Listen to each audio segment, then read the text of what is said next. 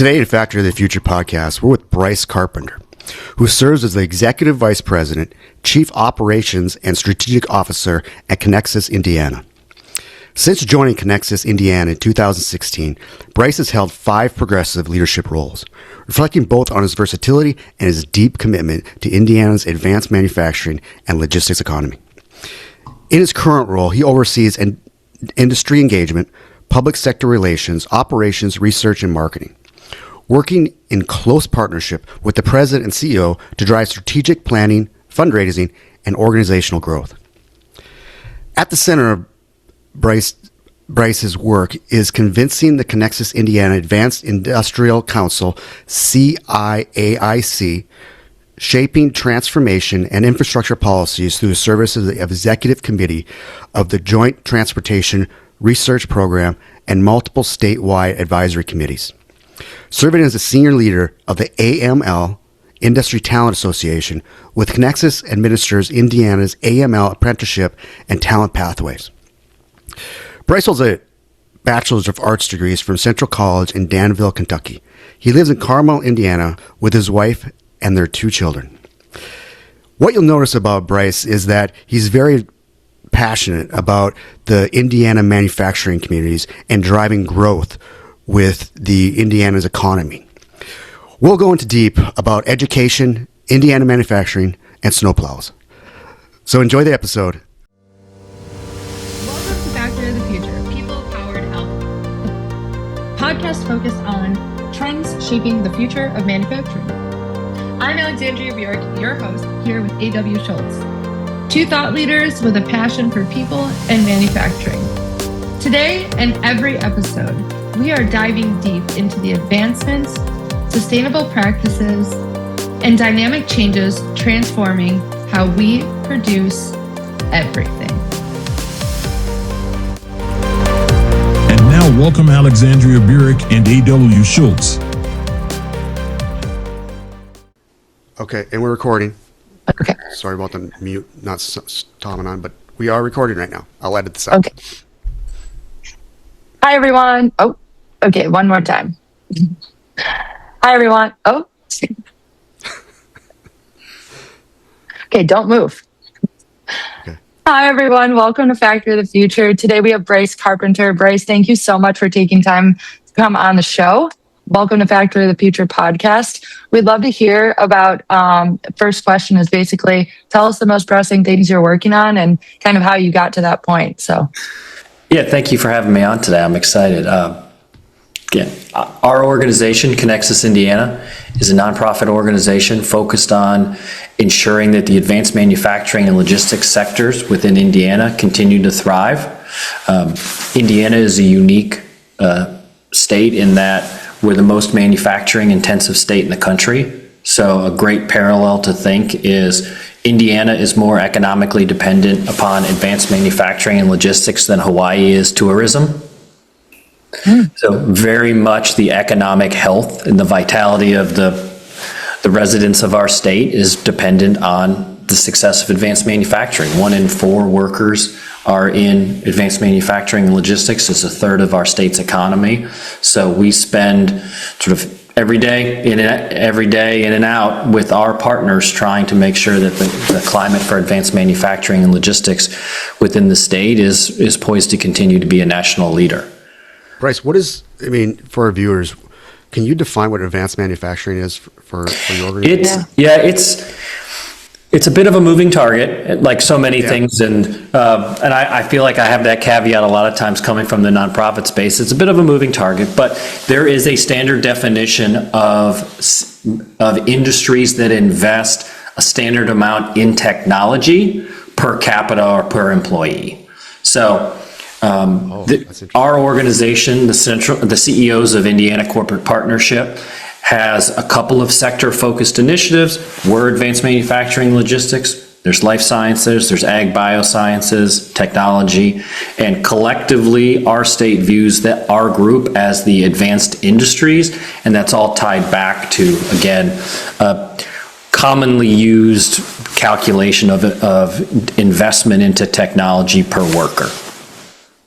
Yeah, that's interesting because like I like how you say moving target, because advanced manufacturing, I use smart manufacturing, industry 4.0, industry 5.0, Yep. digital transformation. They're kind of all in the wheelhouse and circling around. So I mean, I like how you use that term, advanced manufacturing. I know you've got a lot of people on your board that have a lot of just influence within the Indiana organization. And I remember we talked earlier, and you had mentioned, I said like, wow, that's a big board. And you said, yeah, it is. And we've got a lot of people that are very interested and dedicated to supporting the Indiana organization. One thing I just like to understand is a little bit about where I'm still trying to get my head around is your nonprofit. Mm-hmm. And, I remember you telling me that, like I'm in Texas, I'm in Dallas, and it's like, do you think we've got something in Texas? And you said probably not. Can you explain a little bit why we wouldn't? Or? Yeah, you probably don't, but you've got the bones of it. And our organization is unique because sort of the thing that you've continued to wrestle with is, okay, we're an industry-focused organization that's a nonprofit. That right there is an oxymoron for all intents and purposes, right? And what is unique about our organization is sort of our governance model, where I mentioned the CEOs of Indiana Corporate Partnership as our parent organization. That's the actual registered nonprofit. And then as we do nonprofit eligible work, we then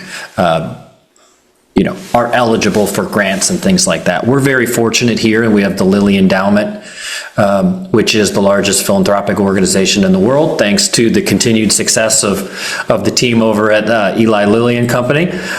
So they are and have been a major supporter of ours dating back to 1999 when the parent organization was formed. Connexus was created in 2007 and have been, I mentioned moving target before when I talked about the definition. The way that we're able to approach things is a bit of a moving target because we operate in this sort of multiple financial worlds, and this is not why people listen to the podcast, but between philanthropic and nonprofit, they have two very different guidelines, but we're able to operate in both to where we can work with industry, work with that 130 industry partner group that you're talking about, while also doing philanthropic talent work at the same time. That's very, very, very fascinating, very interesting. I think that leads into a separate topic, but before we move on, one of the things I'm interested to hear your kind of observations and experience over the last maybe 2-3 years. You talk a lot about investment in technology and what manufacturing businesses are investing in. But what I'm interested in is what are the dying technologies, right? So like everyone, it's easy to talk about the new things, but what are we seeing like fall off the radar that was like the hottest stuff to have, 5, 10, 15 years ago that like people aren't really going to anymore? Is there anything that you see like that? The first couple of ones that jump out are on the logistics side of our work. We do a lot of work with the Indiana Department of Transportation around sort of the slow build to autonomous vehicle movement, whether it's passenger or semi-truck commercial movement, and platooning, LiDAR were two huge words for a long time, and we were trying to recruit trucking companies in to participate in platooning demonstrations out west because it was going to launch the hub and spoke model and change the face of transportation. I still think conceptually that idea makes sense. But when we ran tests, we worked with partners, the fuel savings weren't there to justify it. For a while, autonomous or assisted driving was all going to be based on LiDAR, and then GPS positioning got so good, you didn't need to have all of the investments into LiDAR. We were working with the Department of Transportation. They were trying to figure out, so LiDAR was really dependent upon these reflective beads embedded in paint. It's how they was able to spot the lane markings. Well, Indiana, ton of snow. Snow plows come over throughout the years, scrape all the beads out of the paint. So they were really trying to work on, like, how do we support LiDAR to guide these vehicles, and when we're blowing up the infrastructure of it every time it snows. So those are two things that quickly jump out. I don't know from our perspective on the manufacturing side that we have seen a lot of technologies be abandoned. I think we've seen some of them fail because they weren't done correctly. But that's more so on the company, on the lack of an integration plan, on the lack of workforce alignment versus, robots and cobots have been around for 20 years. So those are still the number one thing we hear from our partners that they're investing in. It's just a matter of, does a company do it in the right way? Amen to that. Alexander asked that question, and I was like, man, I got to think for myself. I've never been asked that before. And I'm still sitting here thinking about that. Yeah. Good answer, Bryce. And I'm thinking, like, maybe railroad. I mean, it's loss of its dependency. I mean, that's the only thing thinking about. No, you don't think so? Okay. No, the rails are fundamental in logistics because it's a lot cheaper. But and you have to.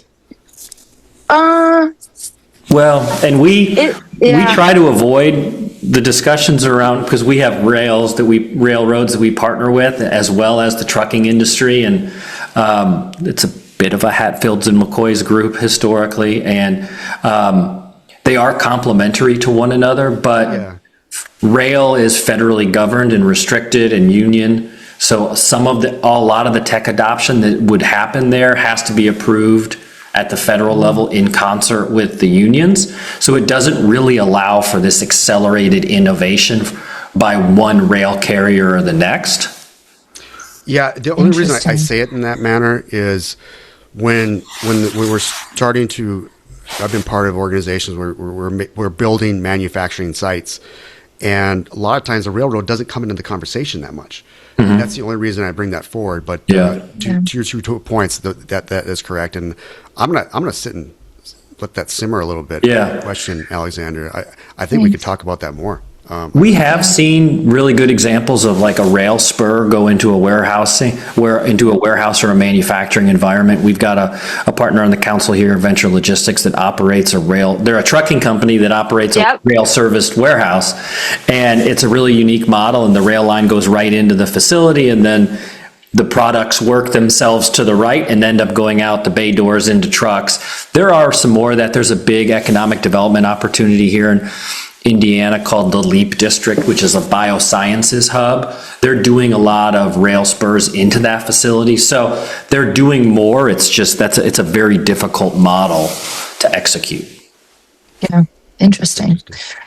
So I guess on the note of dying technologies and shifting kind of landscape within the advanced manufacturing scope of Indiana, what you were mentioning before we started recording, this kind of question that everybody has about how do we keep people employed despite these massive layoffs? What's the right way to reskill them? Is it long horizon, or is it compressed? Is it very specialized? Is it generalized? So maybe help us all, kind of think through this from your perspective and from the colleagues that you're kind of working through this problem. And maybe we can have a thoughtful kind of just discussion about what's the right approach with reskilling some of these people who have been recently laid off, and how do we get them into the workforce again? Yeah, I'll give you a little bit of a longer intro into that question, but I promise I'll hope to land the plane on it. Our organization is really focused on productivity. Like, that's kind of the number one thing that Indiana Advanced Manufacturing and Logistics needs to focus on. There's two sides, there's two inputs: GDP, people. If people are going to be flat, you got to increase GDP. So how we work, a lot of the time we spend on how do AML firms within the state increase GDP per worker. That's why there's such an emphasis on technology adoption for us and digital adoption. What we are seeing, despite what some of the way it's covered is that investments into digital adoption lead to increased headcount and increased wages for workers. We feel confident. We've run in partnership with the state of Indiana a program called the Manufacturing Readiness Grants Program, and what that did is that provided matching grants to small to mid-sized manufacturers that were looking to make their first investment into a piece of digital equipment. And ultimately what the program did is it got people off the fence, right? Is there's a million reasons not to do something for the first time, but finances is a big one. How confident are you in your ROI, your use case, et cetera? So the state came in, they said, hey, we'll match the first money in, dollar for dollar, up to $200,000. So fast forward 5 years, about $60 million in public funding, 600 projects later. While it was not necessarily the intent at the beginning of the program, but we've got scores of examples of digital adoption leads to increased headcount and increased wages. And I say all of that because so often we also talk about what would seem to be a competing side of it, which is if you have workforce constraints within your building, you must digitally adopt because those particularly the roles that no one's coming into. Well, if you adopt because of a shortage of workers, and then due to your adoption, you add more workers, like the juxtaposition between those two things. And I think that that's an interesting contrast is so often we talk about the need to digitally adopt because of a lack of available workforce, but we're saying all of our data shows that headcount grows and wages grow. So how are we telling that story? How are we aligning those two things? And to get back to your question, especially in states where populations are flat, which is most states across the United States, do you put a larger emphasis on reskilling versus longer tail talent development pipelines, particularly for this generation? And they're not the first young people in the history of the United States to want to try a few careers before they get started. But, where is that best emphasis for the state to put their resources is to sort of tailor dedicated streams of people or react to quickly the shifts within the economy due to overall technology, AI, macroeconomic, international trade issues, right? So that balance between being strictly tied to a structure versus fluidity in your workforce development. Okay. I'm trying to think about a follow-up question to that. What I'm just taken aback by, and I think my brain is still trying to process, maybe AW, you're about to say the same thing, and I'll pipe down after this, but I just am amazed and so happy to hear that when companies are implementing technology, it's resulting in higher wages for the worker and increased headcount. I think everybody is in such a panic about that. And some of these mass layoffs are kind of, I would say, against all of what you just shared in terms of what you're seeing in the data. And I would say that maybe perhaps those layoffs are unrelated to tech adoption or implementation. Maybe just a kind of different driving factor behind those. But yeah, I just am so encouraged to hear that. So thank you for sharing that. And hopefully the audience is feeling the same. AW, what were you about to say? Well, Alexander, I go back to the conversation we had a couple weeks ago. I don't know if we were on the air or not, but I know we were talking about it on the balance between university education and what is needed. What is the manufacturing industry really looking for? And there's still a disconnect. And one of the things, Bryce, I'm actually the chair of the Society of Maintenance and Reliability North Texas chapter. Okay. And one of the things that we're driving is, education through STEM and building people is because I'm a firm believer, if you don't know what you want to do, the manufacturing community has got good, stable, reliable jobs that can keep you employed. I'm going to say forever. And I'll defend anybody that says anything against it, but that's my thought on that.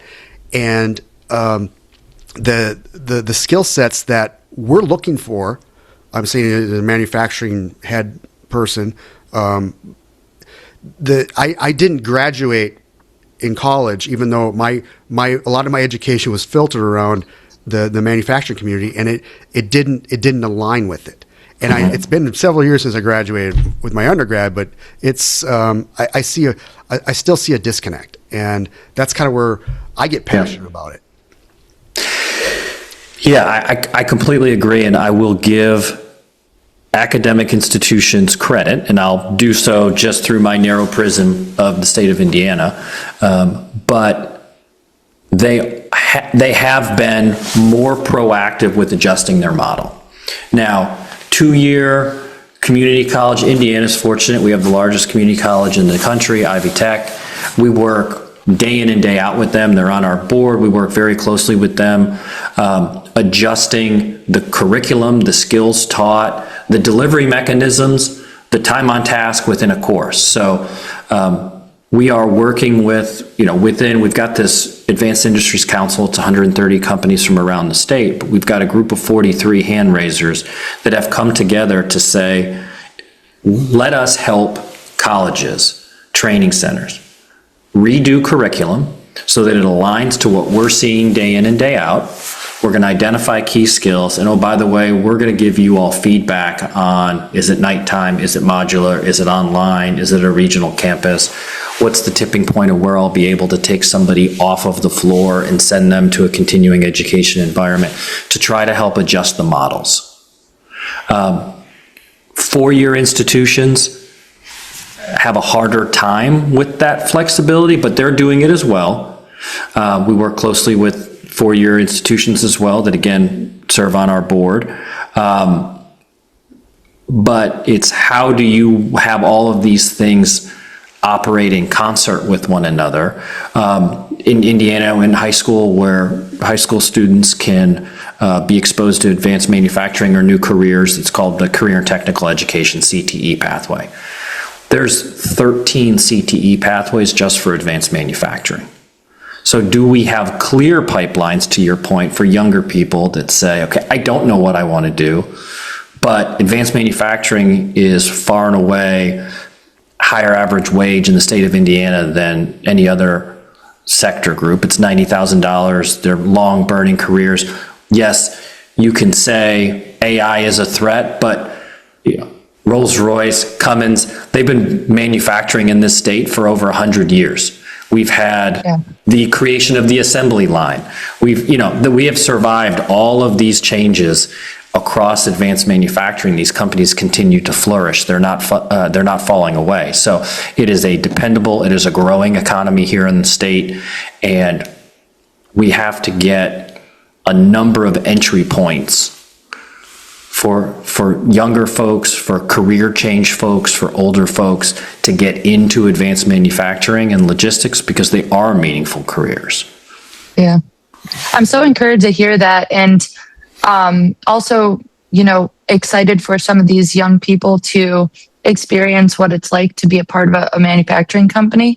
I think there was a big part of me that for a long time rejected my career path in industrial manufacturing and logistics. And recently in the last year and a half, 2 years, I've really changed my attitude about that.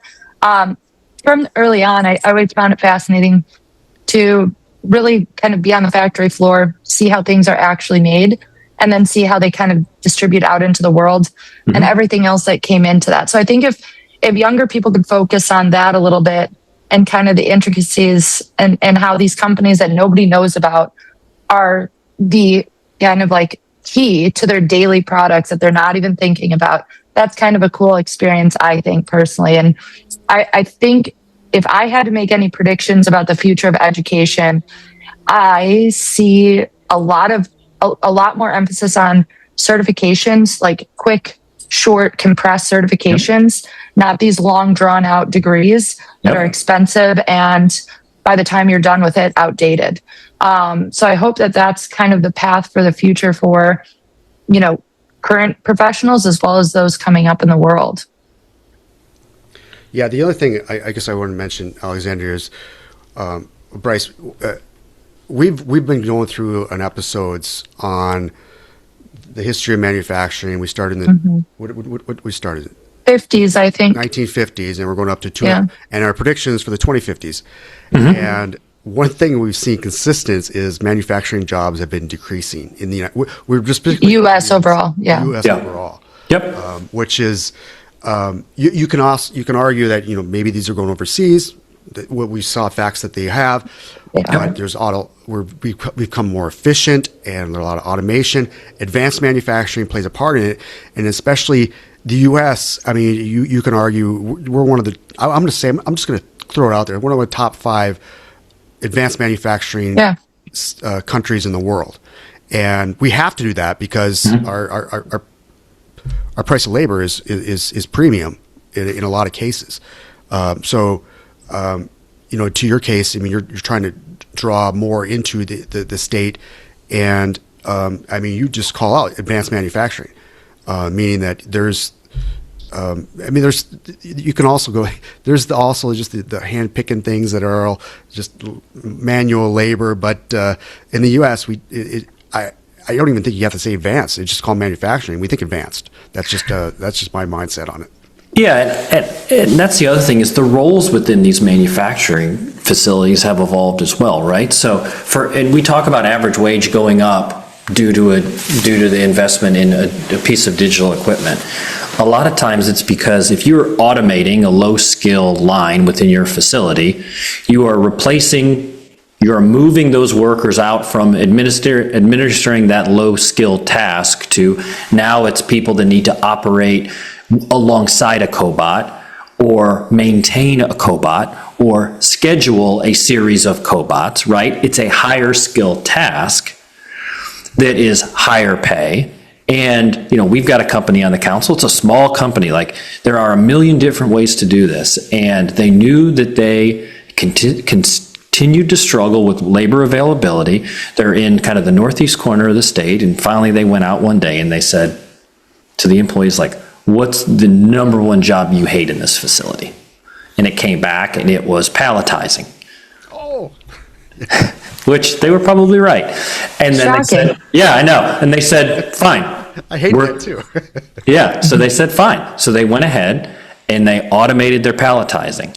They moved the people that were on that into different roles, and they've seen capacity increases and then worker sentiment increase as well, because they've taken off this job that no one wanted to do. It was painful, it was repetitive. So there are ways, and we talked a little bit about, the technology isn't necessarily outdated. It's when it doesn't work, we see the bad application of it. If it's done the right way in concert to augment the workforce that you have and to leverage the skills that you either have or can teach, it will work and be additive to your workforce and to your operations. That's Bryce, incredible. I'm sorry. We probably have to bring this call to a close, but I do want to comment. I have recently read an article about the same thing you were talking about, is going out there and finding the worst job out there and finding how we automate it. And that's where the focus comes around. And it sounds so simple, and it's like, is the question being asked? If you think about it, that's a very human-centric approach. Yep. That's the perfect definition of merging people with technology. I'm going to selflessly plug here. So I'm developing a software that it literally will eliminate the worst administrative jobs for the logistics companies and asset-based carriers or anybody who's operating basically fleet assets. I know this because I've personally digitized and had to touch over 100,000 documents in my career. And it is painstakingly the most miserable aspect of my job, but it's absolutely necessary. Like, unfortunately, titles, registrations, and inspections inspections can be digitized, but titles and registrations, you still have to have the physical paper copy of those things. So, but anyhow, I think we are going to come to a close. Bryce, you've been so generous with your time. Thank you so much. And what a positive and uplifting episode. I have to say, like, we, not that any of our guests are doom and gloom or, kind of like fearfully warning against the doom of technology, but I really hope the audience enjoyed this as much as we did. I speak for AW, and I'll say you gave us a lot to think about, and hopefully the audience feels that as well. So thank you. Well, thanks for having me on. I appreciate the discussion today. Cool. Okay. Great. Anything else you want to say, Bryce, or are you good? No, I'm good. Okay, good.